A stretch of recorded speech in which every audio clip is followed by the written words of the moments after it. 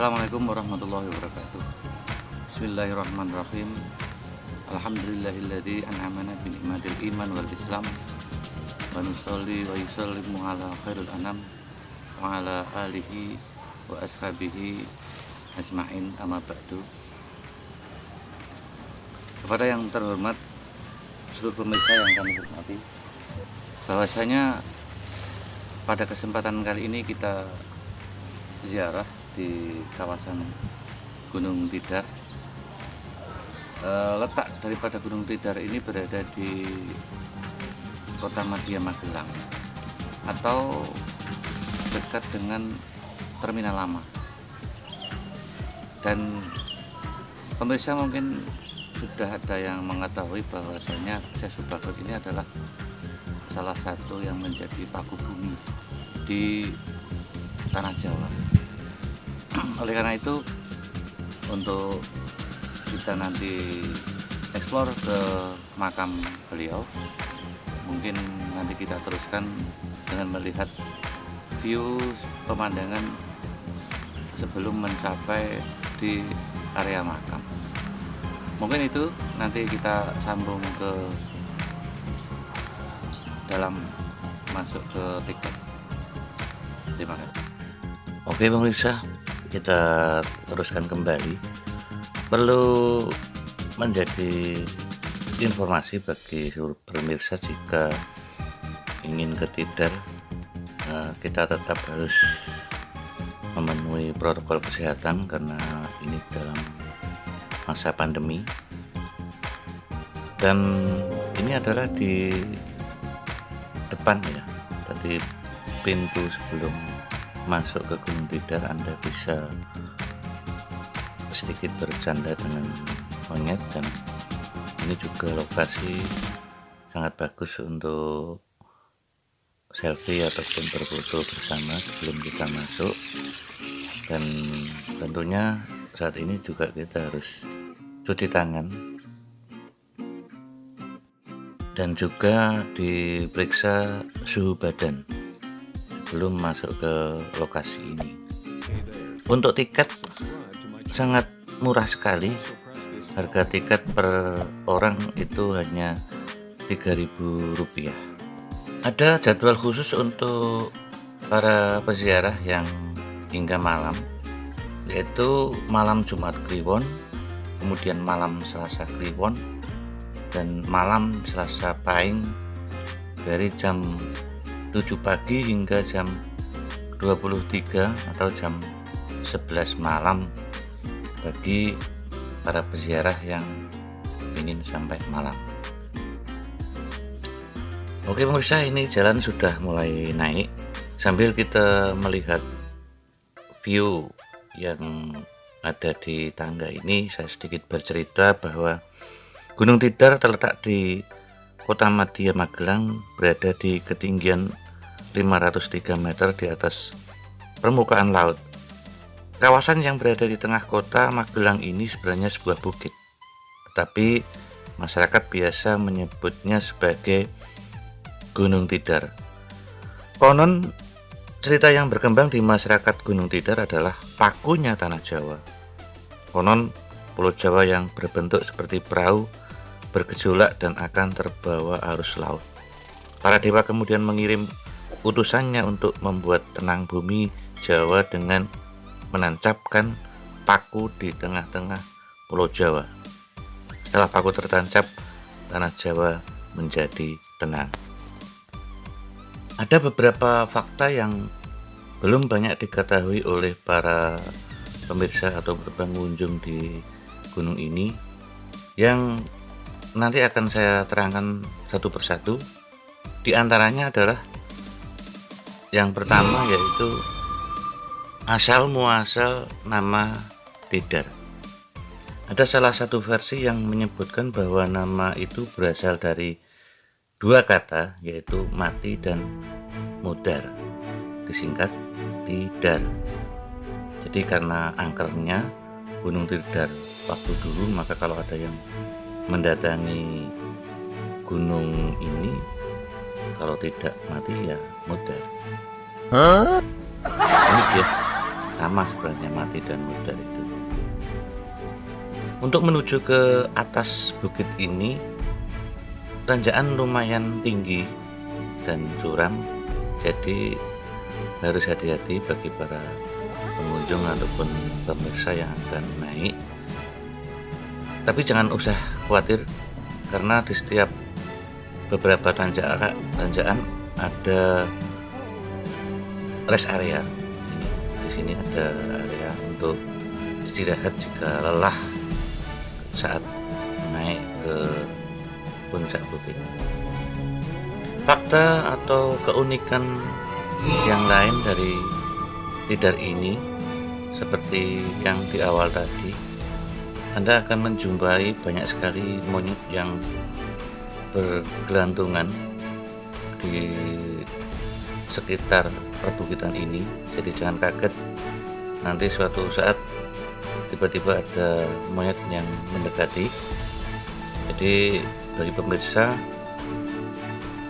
menyiapkan aja snack ataupun kacang ataupun makanan. Kalau nanti bertemu dengan monyet, bisa memberi makan pada hewan tersebut dan mereka tidak liar. Fakta lain daripada Gunung Tidar ini, di samping untuk berziarah, sebenarnya juga untuk wisata. Dan di sini juga menjadi tempat bagi latihan para ABRI yang ada di Akmil. Maka dari itu mungkin bisa saja Anda berpapasan dengan para ABRI yang sedang berlatih. Kemudian untuk fasilitas sendiri, tadi sudah ada loket masuk, anak tangga, tempat istirahat atau rest area, kemudian ada musola, tempat duduk, gazebo, warung, spot foto, musola, dan toilet. Dan kita sudah sampai di Makom Syekh Subakir. Sambil kita melihat view, sedikit saya bercerita. Syekh Subakir berasal dari Iran. Dalam riwayat lain, Syekh Subakir berasal dari Rum, Baghdad. Diutus tanah Jawa bersama dengan Wali Songo periode pertama yang diutus oleh Sultan Muhammad dari Istanbul, Turki, untuk berdakwah di Pulau Jawa pada sekitar tahun 1404 Masehi. Di antaranya seperti Maulana Malik Ibrahim, kemudian Maulana Ahmad Jumadil Kubro dari Mesir, kemudian Maulana Muhammad Al-Maghribi dari Maroko, Maulana Malik Israel dari Turki, Maulana Hasanuddin dari Palestina, dan Maulana Aliuddin dari Palestina, dan yang terakhir adalah Syekh Subakir. Dan Syekh Subakir ini adalah ahli menumbali daerah yang angker yang dihuni oleh jin jahat. Sebenarnya kisah ini sangat panjang, jadi kami ambil intinya saja bahwa dulu dakwah ke Pulau Jawa ini sebenarnya banyak yang gagal. Artinya salah gagal secara makro. Kegagalan itu disebabkan karena orang-orang Jawa pada waktu itu masih kokoh memegang kepercayaan lama. Masyarakat masih senang menyembah barang-barang bertuah dan ruh-ruh yang diyakini untuk membimbing, memberi ilham dan menolong mereka. Dengan tokoh gaibnya, para masyarakat masih sangat menguasai bumi dan laut di sekitar Pulau Jawa. Menurut cerita yang berkembang, Syekh Subakir membawa batu hitam yang dipasang di seantero Nusantara. Untuk tanah Jawa diletakkan di tengah-tengahnya, yaitu Gunung Tidar. Dari efek ini, kekuatan gaib suci yang dimunculkan oleh batu hitam menimbulkan gejolak, dan mengamuklah para makhluk jin, setan, dan makhluk halus lainnya. Dari sekelumit cerita di atas itulah kemudian Gunung Tidar ini dikenal sebagai Paku Tanah Jawa.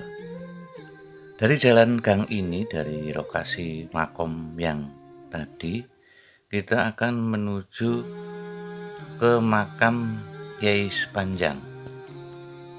Dan fakta atau keunikan yang lain yang banyak belum diketahui oleh masyarakat bahwa ini adalah, kalau di sini makam Kiai Sepanjang, padahal ini bukanlah makam. Ini hanyalah tombak yang panjangnya 7 meter, dan ada dua versi dalam sejarah. Versi yang pertama, tombak itu adalah tombak dari senjata Syekh Subakir berupa Raja Kalacakra atau tombak. Versi yang kedua adalah dua prajurit yang bernama Jaka Lengkara dan Jaka Sepanjang. Untuk ceritanya nanti di lain kali postingan. Setelah kita sampai di puncak Gunung Tidar, ada lapangan, bisa kita lihat, yang cukup luas. Di tengah lapangan tersebut terdapat sebuah tugu dan simbol huruf Sa yang tadi dibaca seperti kata Solok dalam tulisan Jawa pada 3 sisinya. Menurut juru kunci itu bermakna sapa, salah, seleh. Siapa salah, ketahuan salahnya. Tugu inilah yang dipercaya sebagai pakunya tanah Jawa yang membuat tanah Jawa tetap tenang dan aman. Sebenarnya kalau kita lihat, nah ini juga ada pohon beringin ya, itu ada sebuah monumen lagi yang berupa lingkaran, dan ini juga monumen dari pembuatan dari Akmil, dan biasanya untuk memasang bendera merah putih, karena memang di atas ada, nah itu ada bendera untuk bendera. Kemudian yang satu ini adalah juga berupa apa ya, limasan atau apa ini, dan lucunya di atas ini ada bentuk es krim. Fakta berikutnya yang belum banyak diketahui oleh masyarakat umum, bahwa menurut juru kunci Gunung Tidar, Bu Sudijah, nama-nama yang ada di puncak Tidar ini mempunyai makna yang bersamar. Sebutan Eyang misalnya memiliki makna elingo podo sembahyang, dalam bahasa Indonesia ingat untuk melakukan sholat. Ismaya maknanya ojo podo semoyo, artinya jangan menunda. Kata jati artinya kabeh ono jati dirimu, semua ada pada jati dirimu. Itu tadi petuah Eyang Ismoyo Jati. Kemudian untuk Semar, yaitu bermakna siro eling marang Allah lan Rasul. Kamu ingat pada Allah dan Rasul. Cukup makam petilasan Eyang Ismoyo Jati yang berbentuk kerucut ini berwarna kuning dengan nama Tumpeng Jejeg Sejati, dengan makna tumengo marang Pangeran Kandi Jejeg amrih bisa dadi manungso kang sejati, atau menghadap kepada Tuhan dengan lurus agar dapat menjadi manusia yang sejati. Sebagai pengingat agar orang Jawa agar tidak lupa pada kejawaannya, ada tulisan timbul abjad aksara Jawa Wonocoroko sampai Mogopotongo yang melingkar di bagian bawah tumpeng. Sedangkan tombak Trisula di ujung tumpeng adalah bentuk huruf Arab yang terbaca Allah. Cukup makam petilasan dipagari tembok 4 persegi yang di sisinya berukuran 9 meter. Ukuran ini bermakna Wali Songo di dalam pagar yang membingkai makam petilasan ini. Ada sebuah pohon jati yang tumbuh subur. Dan inilah es krim yang ada di dalam lokasi. Kita lihat sendiri. Dan Puncak Gunung Tidar menjadi salah satu objek wisata spiritual atau objek wisata ziarah yang cukup terkenal di Magelang.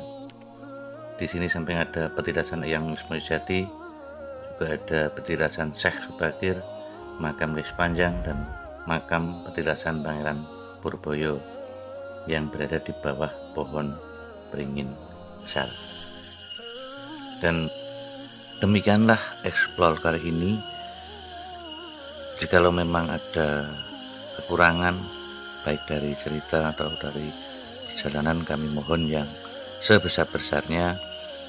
Terima kasih telah menyimak. Yang belum subscribe silahkan subscribe, dan jangan lupa like, share, and comment. Saya akhir kali, wassalamualaikum warahmatullahi wabarakatuh.